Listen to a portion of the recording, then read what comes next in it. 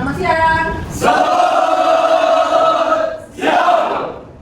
Kembali sama. Assalamualaikum warahmatullahi wabarakatuh. Good, ready. Before we start, let's be playing together. Ready, begin.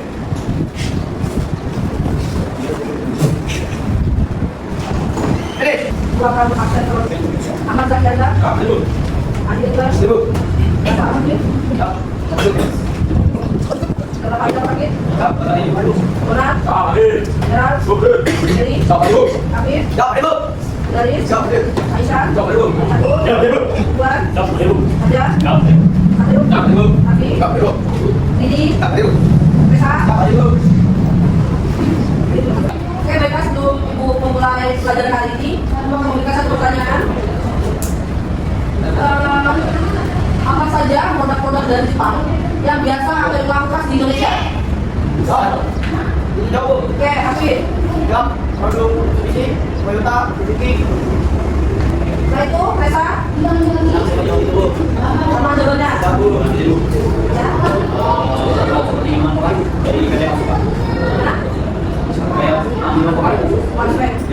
Oke.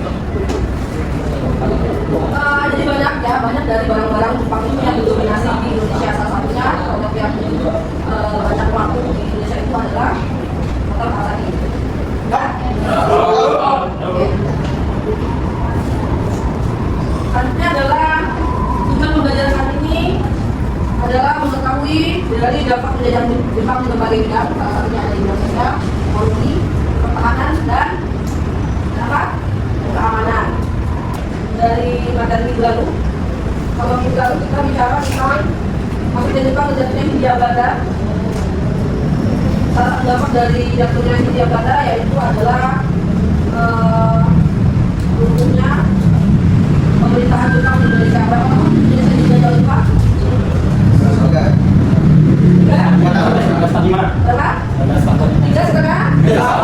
3,5 tahun sama sebesar. Tapi efeknya sangat terasa melebihi Belanda menjajah Indonesia 3,5. Belanda menjajah Indonesia 3,5 abad, sedangkan Jepang menjajah Indonesia itu hanya 3,5 tahun, tapi dampaknya terasa dari seluruh ini faktor di Indonesia, baik dari segi sosial, politik, dan semuanya. Baiklah, pada hari ini kita akan nonton bareng. Sebelum kita nonton bareng, kita akan bagi kelompok, akan dibagi menjadi 3 kelompok.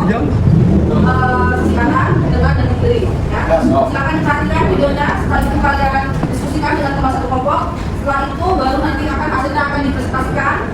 Ada timbal balik atau tanya jawab dari setiap kelompok. Ada suara ya?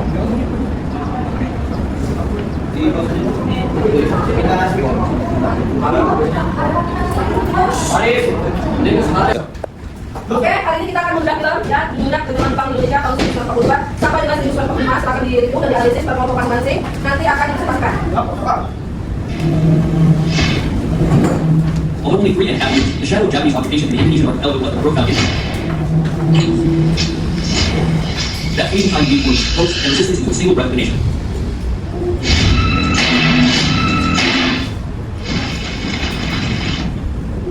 After shaking Pearl Harbor in January 1942, the Japanese fleet moved to target Ini East proses rumputnya tidak pada tangan depan. Then, like an inevitable tidal wave, Battle Pump, Ammo, Kindard, and Pontiac fell one by one to them. The culmination of this invasion was on March 5th, 1942, when Batavia, the heart of Dutch East Indies power, surrendered. Shortly thereafter, on March 8, 1942, in Calicut, West Java, the Dutch East Indies colonial government surrendered unconditionally. The arrival of Japanese troops was initially greeted with cheers by some Indonesians. This was because Japan came with propaganda as an older brother, a savior who claimed to free the archipelago from the grip of Dutch colonialism. Jadi ini adalah proses bagaimana As a result, Belanda Japan hasil dari nothing Indonesia existed to establish its yang foothold in the mana archipelago. karena bangsa Indonesia saat itu adalah Jepang menyelamatkan Indonesia. Kita dijajah lagi dari tahun 44 sampai 45, 2,5 tahun. This power not only replaced the Sedangkan role of the Jepang Dutch East menjajah Indies, Belanda also unified the military and government under a single command. The two armed forces, the armies grouping and the navy's flag, held full control of the Indonesian archipelago.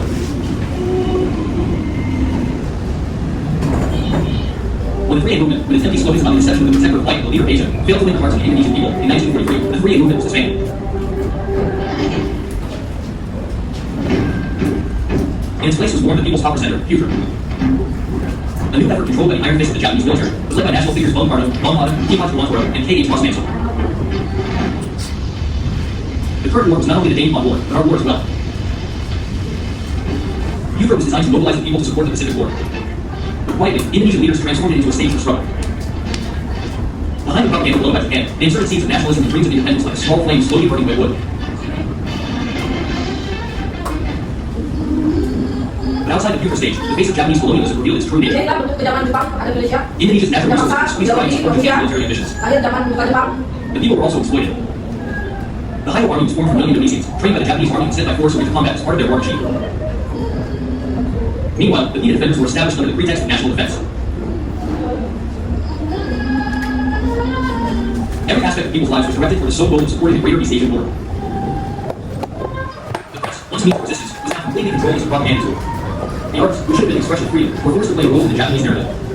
Even the sound of religious recitation, which usually suited so, was infiltrated with messages of support for the invaders.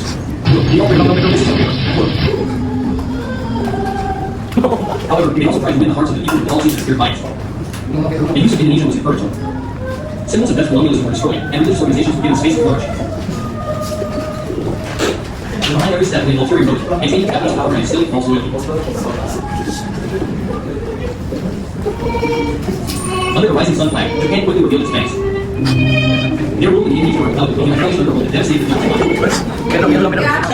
Once prosperous areas were transformed into fields of death, where thousands perished from starvation.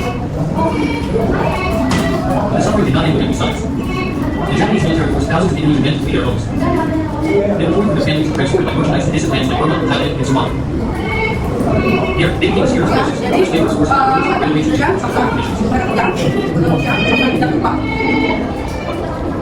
Without adequate food and medicine, their frail bodies fell one by one, never to return. On the other hand, Indonesian women were not spared with clothing. Many were made into Jubilee Gandhi, comfort women. They were forced to serve the Japanese military into slavery to destroy their dignity and humanity.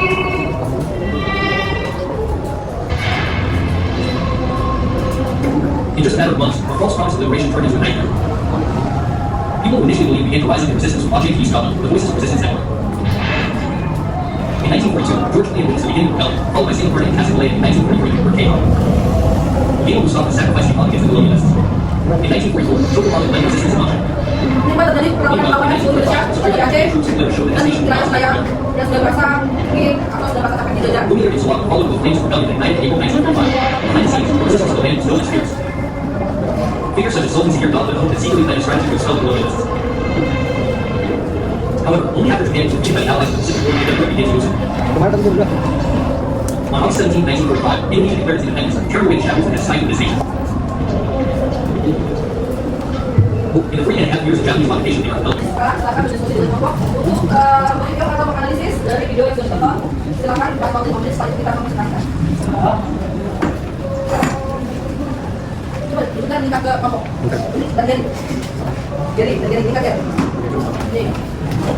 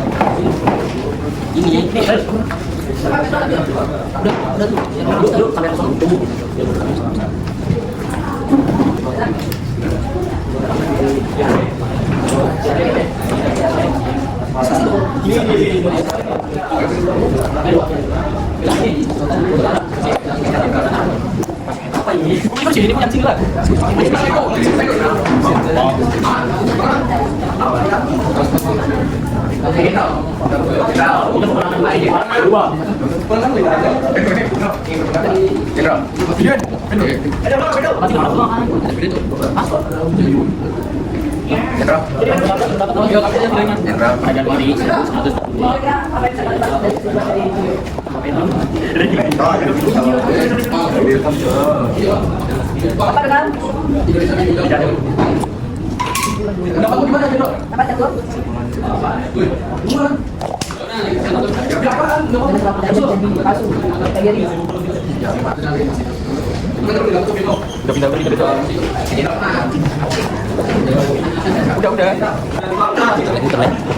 Jadi gimana Jenderal?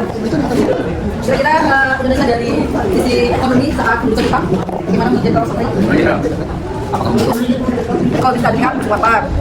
Tahun 2018 Pak, kurang gizi buruk, kan? Terus? Gimana?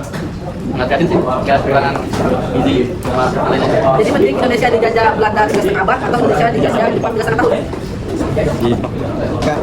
Jadi mending gak dijajah. Begitulah.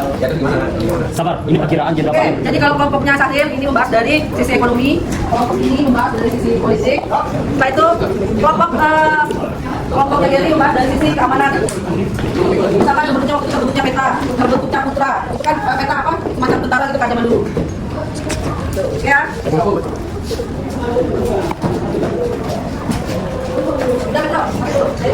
Jadi Oke, kelompok mana yang mau maju? Geri.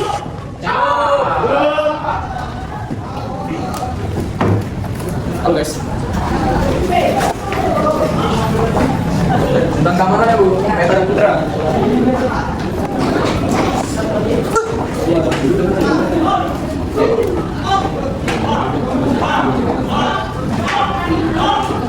Ini kita gimana Bu? Langsung baca aja Bu. Masa deket dong. Pedro, taruhnya Pedro. kamera. Oke. Untuk keamanan itu ada peta Tentara Pembela Tanah Air dibentuk pada 3 Oktober 1943.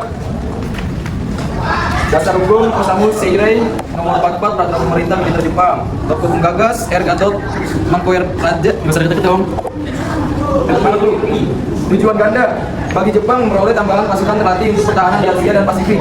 Bagi Indonesia memberikan kesempatan bagi para pemuda Indonesia untuk mendapatkan pelatihan militer yang dapat digunakan untuk kemerdekaan di masa depan. Untuk putra.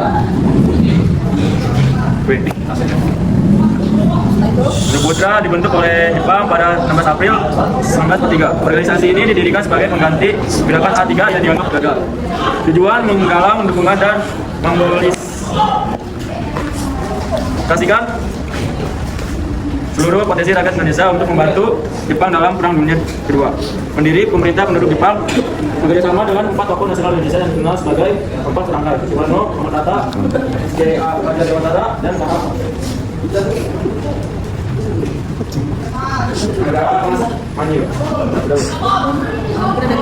Oke, mungkin ada yang mau bertanya? Oke, ada ya. Terima kasih. Sekian dari presentasi kelompok kami. Itu Gen, pertanyaan itu kan? Ya. Jadi saya, apa sih tujuan utama Jepang membentuk organisasi semi militer seperti PETA? Jadi apa tujuan utama Jepang untuk dalam pembentukan organisasi semi militer PETA?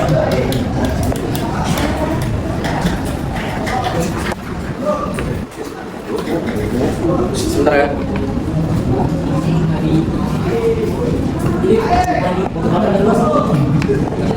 Tujuan Jepang pada penduduk Indonesia adalah untuk memperkuat pertahanan Jepang di Asia Tenggara karena Indonesia memiliki strategi sebagai jalur laut dan pangkalan militer. Kedua, mengamankan sumber daya alam seperti minyak, karet, dan timah untuk keperluan perang Jepang. Tiga, membentuk kekuatan penduduk Jepang perang yaitu melatih dan memobilisasi rakyat Indonesia agar membantu Jepang, misalnya melalui organisasi seperti PETA, Pembela Tanah Air, dan EIKO. Oke, Tiga. baiklah sebelum kita melanjutkan lagi ke materi lagi, karena melihat kondisi Raffi mengantuk, kedua Rapat mengantuk, sekarang kita akan SDG yang pimpin pelajaran. Oke, silakan Neton, mengambil alih.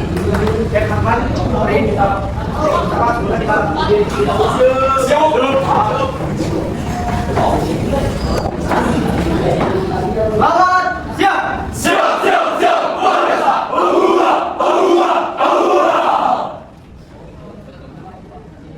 Lawan, hilang.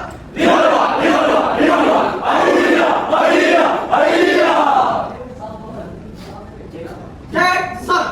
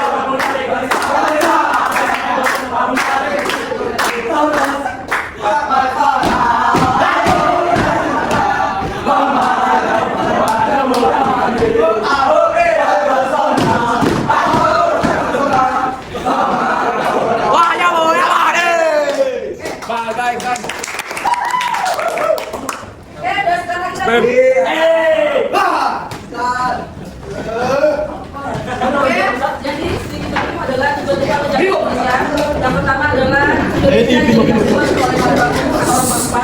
kedua, rakyat Indonesia untuk menjadikan kekuatan pada itu.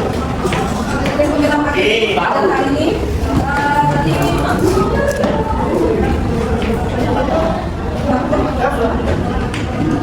Oke, silakan gunakan handphonenya untuk membantu.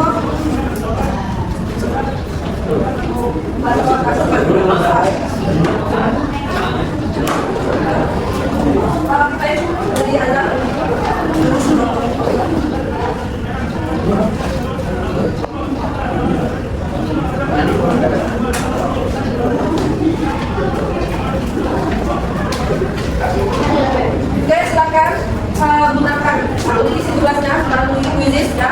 Ini kita melakukan tugas melalui quizzes. 5 menit jawabnya.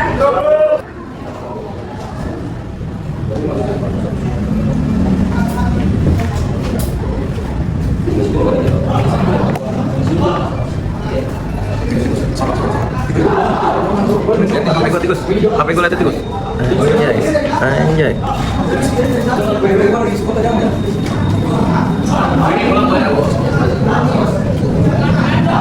Mengakhiri pembelajaran hari ini, ada yang ingin ditanyakan? Oke, kalau tidak ada yang bertanya, maka ada yang mengusulkan? Jadi, Kesimpulan untuk pembelajaran pada hari ini adalah untuk tadi di video bahwa Indonesia telah dijajah oleh dua negara, yaitu Belanda dan Jepang. Indonesia dijajah paksa oleh Belanda dan Jepang dengan ekonomi yang kritis dan juga tenaga yang harus dikeluarkan berlebihan dan juga diberi makan dengan cara yang diatur pada wanita dilakukan tidak sewajarnya sebagai wanita dilakukan dengan buat oke, tahan tadi. Pertanyaannya adalah bahwa Jepang menjajah kita 3,5 tahun tidak lebih baik dari Belanda yang menjajah kita 3,5 tahun. Minggu depan kita akan masuk lagi ke dampak Jepang dari segi pendidikan, akan kita kupas di minggu depan. Ibu akhiri, Bapak Ketua Hidayah, wassalamualaikum warahmatullahi wabarakatuh. Selamat sore.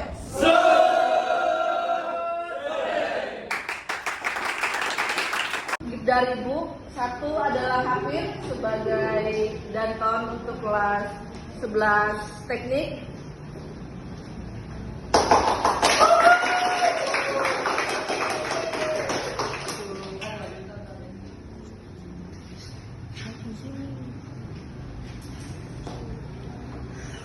Oke, satu lagi yang aktif untuk belajar Ibu ada Andi. Silakan maju Andi. Oke, selamat.